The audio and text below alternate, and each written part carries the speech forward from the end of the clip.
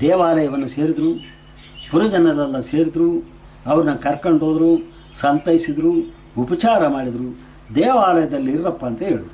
ಆಗ ಹರ್ಷಗೊಂಡಂಥ ಇವರು ಕಾಟಮಲಿಂಗೇಶ್ವರನಿಗೆ ಪೂಜೆ ಮಾಡಿ ತೀರ್ಥ ಪ್ರಸಾದವನ್ನು ಎಲ್ರಿಗೂ ಕೊಟ್ಟು ತಾಯಿ ತಂದೆಗೆ ನಮಸ್ಕಾರ ಮಾಡಿ ಆ ದೇವಾಲಯದಲ್ಲಿ ಉಳ್ಕೊಂಡು ಅಲ್ಲಿ ಉಳಿದು ಕಾಟಮಲಿಂಗೇಶ್ವರನ ಪೂಜೆ ಮಾಡಿ ಒಂದು ದೇವರನ್ನು ಸ್ತುತಿ ಮಾಡ್ತಾವ್ರೆ.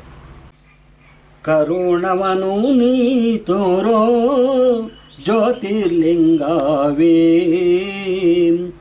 ಅಭಯವನು ನೀ ನೋಡೋ ದಯಾ ಸಿಂಧುವೇ. ಕರುಣವನು ನೀ ತೋರೋ ಜ್ಯೋತಿರ್ಲಿಂಗವೇ, ಅಭಯವನು ನೀ ನೀಡೋ ದಯಾ ಸಿಂಧುವೇ.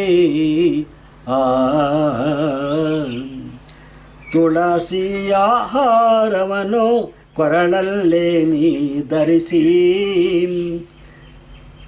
ಶಂಕು ಚಕ್ರವನ್ನು ಕೈಯಲ್ಲಿ ಪಿಡಿದು, ಕೊಳಲನ್ನು ಓದುತ್ತಾ ಗೋವುಗಳ ಕರೆಯುತ್ತಾ, ಗೋಪಿಕಾ ಸ್ತ್ರೀಯರ ಮನವ ಗೆದ್ದವನೇ. ಕಾಟಮಲಿಂಗೇಶ್ವರನಿಗೆ ಸ್ತೋತ್ರ ಮಾಡ್ತಾ ಹೇಳ್ತಾ ಇದ್ದಾನೆ ಅವನು. ಹಂಗಂತ ಮಂದ ಆಸವನ್ನು ಮುಖದಲ್ಲಿ ತೋರುತ್ತಾ, ದೇವ ದೈತ್ಯರಿಗೆ ಮೋಹಿನಿ ನೀನಾದೇ. ಇದು ನಿಮಗೆ ಗೊತ್ತಿರಬೇಕು. ಸಮುದ್ರವನ್ನು ಕಳೆದಾಗ ದೇವತೆಗಳೆಲ್ಲ ಅಮೃತ ಪಾಶನ ಮಾಡಕ್ಕೆ ಹೋಗ್ತಾರಲ್ಲ, ಆಗ ನೀನು ಮೋಹಿನಿ ರೂಪದಲ್ಲಿ ಕಾಣಿಸ್ಕೊಂಡಂಥವನು ಅಂತೇಳಿ ಆ ದೇವರನ್ನು ವರ್ಣನೆ ಮಾಡ್ತಾನೆ. ಮೋಹಿನಿಯ ರೂಪದಲ್ಲಿ ನರ್ತನವಾನಿ ಮಾಡಿ, ಜಗನ್ಮೋಹಿನಿ ಎಂದು ಖ್ಯಾತಿ ನೀ ಪಡದೆ.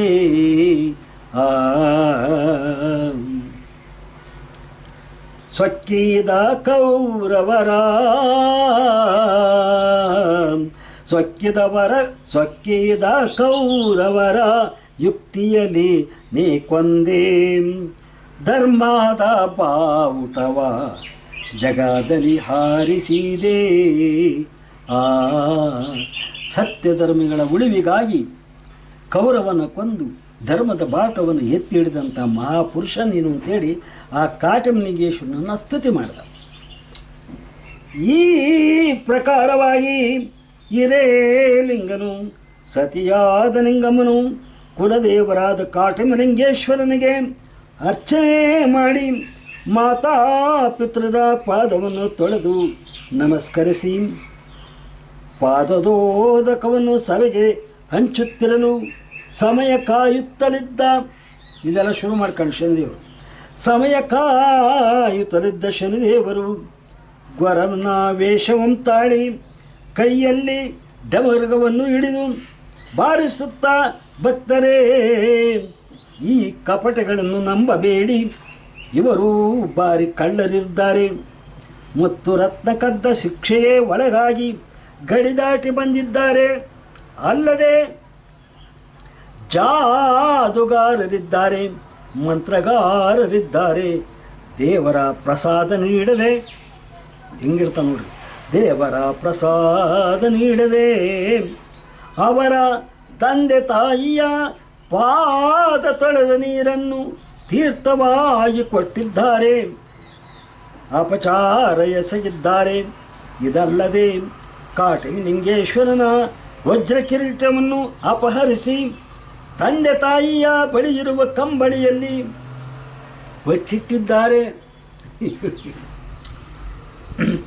ಇದೆಲ್ಲವೂ ನನ್ನ ಡಮರುಗದಿಂದ ತಿಳಿಯಿತು. ಇದೆಲ್ಲ ನನ್ನ ಡಮರುಕ್ಕೆ ಗೊತ್ತಾಗ್ಬಿಟ್ಟಿದೆ. ತಿಳಿದು ನಾನು ಇಲ್ಲಿಗೆ ಬಂದಿದ್ದೇನೆ. ಇವನ ಆಟ ನನ್ನ ಹತ್ತಿರ ನಡೆಯುವುದಿಲ್ಲ, ನೋಡುತ್ತೀರಿ ಎಂದು ಕೈಯಲ್ಲಿದ್ದ ಡಮರುಗ ಬಾರಿಸಲು ಅದರಿಂದ ಕಾಳಿಂಗ ಸರ್ಪ ಬುಸುಗುಟ್ಟುತ್ತಾ ಹಿರೇಲಿಂಗನನ್ನು ಕಚ್ಚುವ ತೆರದಲ್ಲಿ ಮುನ್ನುಗ್ಗುತ್ತಿರಲು ಜನರೆಲ್ಲರೂ ಮೋಡಿಯ ಆಟವೆಂದು ನೋಡುತ್ತಿದ್ದಾರದಿಂತನೇ. ಕಾಟಮಲಿಂಗೇಶ್ವರನ ದೇವಾಲಯದಲ್ಲಿ ತಾಯಿ ತಂದೆಯರ ಪಾದವನ್ನು ತೊಳೆದು ಪೂಜೆ ನಮಸ್ಕರಿಸಿ ಆ ಪಾದದ ತೀರ್ಥವನ್ನು ಕೂಡಿದ ಸಭೆಗೆಲ್ಲ ಹಂಚ್ತಾ ಬಂದ. ಇದೇ ತಕ್ಕ ಸಮಯವೊಂದು ವಿಪ್ರನ ವೇಷದಲ್ಲಿದ್ದ ಮಾಯಾವೇಷದ ಶನಿ ಒಬ್ಬ ಗೊರವಯ್ಯನ ವೇಷವನ್ನು ತಾಳಿ ಕೈಯಲ್ಲಿ ಢಮರಗವನ್ನು ಹಿಡಿದು ಬಾರಿಸುತ್ತಾ ಆ ಅಲ್ಲಿಗೆ ಬಂದು ಭಕ್ತರನ್ನು ಕುರಿತು ಹೇಳ್ತಾನೆ, ಇವರು ಮೋಸಗಾರರು, ಮೋಡಿಗಾರರು, ಮಾಟ ಮಂತ್ರ ಎಲ್ಲ ಮಾಡ್ತಾರೆ. ದೇವರ ತೀರ್ಥ ಪ್ರಸಾದವನ್ನು ಕೊಡದೆ ಅವರ ತಂದೆ ತಾಯಿಗಳ ಪಾದ ತೊಳೆದ ನೀರನ್ನು ಕೊಟ್ಟು ನಿಮಗೆ ಅಪವಿತ್ರ ಮಾಡ್ತಾವನೆ. ಇವನು ಮೋಸ್ಕಾರ, ಕಪಟಿ, ಮುತ್ತು ರತ್ನ ಕದ್ದ ದೆಸೆಯಿಂದ ಶಿಕ್ಷೆಯನ್ನು ಅನುಭವಿಸುತ್ತಾ ನಿಮ್ಮೂರಿಗೆ ಬಂದ್ಬಿಟ್ಟವ್ರೆ. ಇವನ ಆಟ ನಂತರ ನಡೆಯಲ್ಲ, ನೋಡ್ತೀರಿ ಅಂತೇಳಿ ಒಂದು ಸಾರಿ ಡಮರ್ಗ ಬಾರಿಸಿದ್ನು. ಆ ಡಮರ್ಗದಿಂದ ಬಿಸುಗುಟ್ಟುತ್ತಾ ಬಂದಂಥ ಕಾಳಿಂಗ ಸರ್ಪ ಹಿರೇಲಿಂಗನ ಮೇಲೆ ಹೋಗಿ ಕಚ್ಚಕ್ಕೋಗ್ಬಿಡ್ತು. ಹಾಗೇನಾಗುತ್ತೆ ನೋಡೋಣ. ಮಾಯಾವೇಷದ ಶನಿಯು ಗರವನ ವೇಷದಲ್ಲಿ ಢಮೂರಗವ ಬಾರಿಸಿ ಸರ್ಪ ಬಿಟ್ಟಿರುವ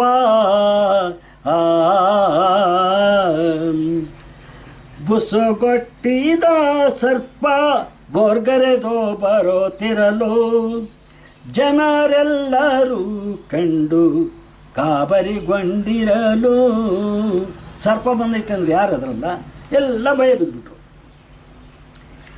ಶಿವ ಶರಣ ಹಿರೇಲಿಂಗ ಸತಿಯ ಮುಖವ ನೋಡಿ ಸರ್ಪವು ಬಳಿ ಬಂದು ಎಡೆ ಎತ್ತಿ ನಿಲ್ಲೇ.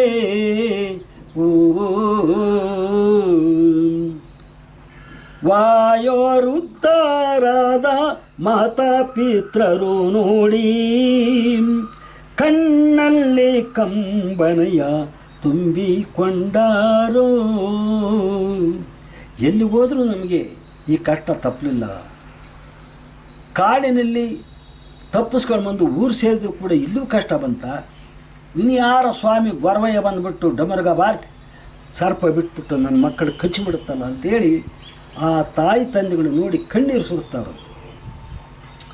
ಆಗ ಅವಳೇ ಮಾಡಿಬಿಟ್ರು, ಸತಿಯಾದ ನಿಂಗಮ್ಮ ವೃದ್ಧರ ಬಳಿಗೋಗಿ ಪಾದವ ತೊಳೆದ ನೀರ ಗಿಂಡಿಲಿ ತಂದಾಳೋ. ಹತ್ತೆ ಮಾವರ ಪಾದವನ್ನು ತೊಳೆದ ತೀರ್ಥ ಇತ್ತಲ್ಲ, ಆ ತೀರ್ಥ ಗಿಂಡಿಲಿತ್ತು. ಆ ಗಿಂಡಿಲಿರ್ತಕ್ಕಂಥ ನೀರನ್ನು ತಂದು ಏನು ಮಾಡ್ತಾಳೆ, ಪತಿಯ ಬಳಿಗೆ ಬಂದು ಪಾದೋದಕವ ಕೊಟ್ಟು ಸರ್ಪದ ಮೇಲೆ ನೀರು ಹಾಕಿರೆಂದಾಳು. ತನ್ನ ಪತಿದೇವರಿಗೆ ಆ ಗಿಂಡಿಯಲ್ಲಿದ್ದಂಥ ಪಾದದ ನೀರನ್ನು ಕೊಟ್ಟು ಆ ಸರ್ಪದ ಮೇಲೆ ಈ ನೀರು ಹಾಕಿ ಅಂತ ಹೇಳಿ ಹೆಂಡತಿ ಹೇಳಿದಂತೆ. ಅಂದರೆ ದೈವಿಕ ಶಕ್ತಿ ಎಷ್ಟರ ಮಟ್ಟಿಗಿದೆ. ಭಕ್ತರಿಗಿಂತ ಮಿಗಿಲವಾದ ದೇವರಿಲ್ಲ ಅಂತ ಹೇಳಿದನಲ್ಲ, ಇದೇ ಸಾಕ್ಷಿ. ಅಂದರೆ ದೇವರಾಟ ಭಕ್ತರ ಮುಂದೆ ನಡೆಯಲ್ಲ ಅನ್ನೋದು ತೋರಿಸ್ತಾ ಇದೆ.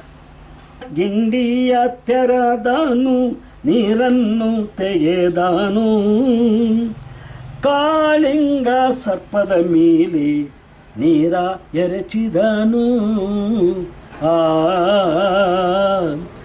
ಬುಸುಗುಟ್ಟಿದ ಸರ್ಪ ಮೇಲಕ್ಕೆ ಹಾರಿತೋ,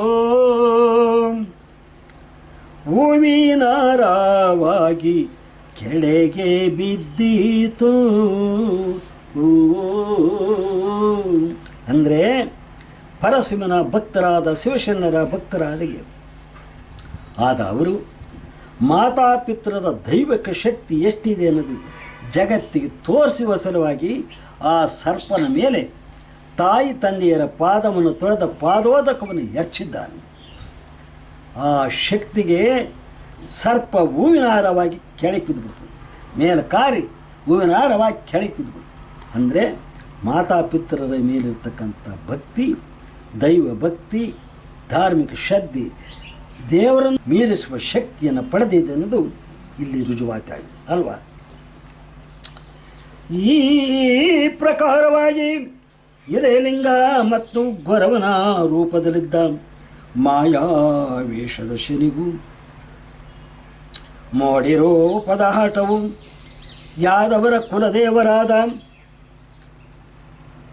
ಶ್ರೀ ಕಾಟಮಲಿಂಗೇಶ್ವರನು ನೆಲೆಸಿರುವ ರಾಮಡಿ ಅಟ್ಟಿಯಲ್ಲಿ ನಡೆಯುತ್ತಿದ್ದ ಮಾಯಾವೇಷದ ಶನಿಯು ತನ್ನ ಡಮರುಗವನ್ನು ಬಾರಿಸಿ ಕಾಳಿಂಗ ಸರ್ಪವನ್ನು ಹಿರೇಲಿಂಗನಿಗೆ ಬಿಡಲು ಸರ್ಪ ಬಿಸುಕುಟ್ಟುತ್ತಾ ಹಿರೇಲಿಂಗನನ್ನು ಕಚ್ಚಲು ಬರುತ್ತಿರುವುದನ್ನು ನೋಡಿದ ಜನರು ಇದೇನಿದು